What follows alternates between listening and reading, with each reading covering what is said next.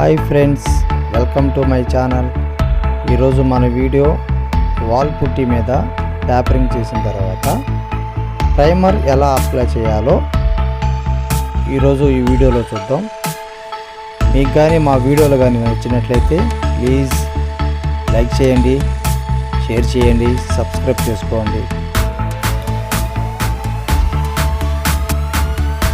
Wall primer వేసే ముందు వాల్స్ని నీట్గా క్లీన్ చేసుకోవాలి. ఎందుకంటే పేపరింగ్ చేసిన తర్వాత డస్ట్ అనేది అలాగే ఉండిపోతుంది కాబట్టి మనం నీట్గా వాల్స్ క్లీన్ చేసుకోవాలి.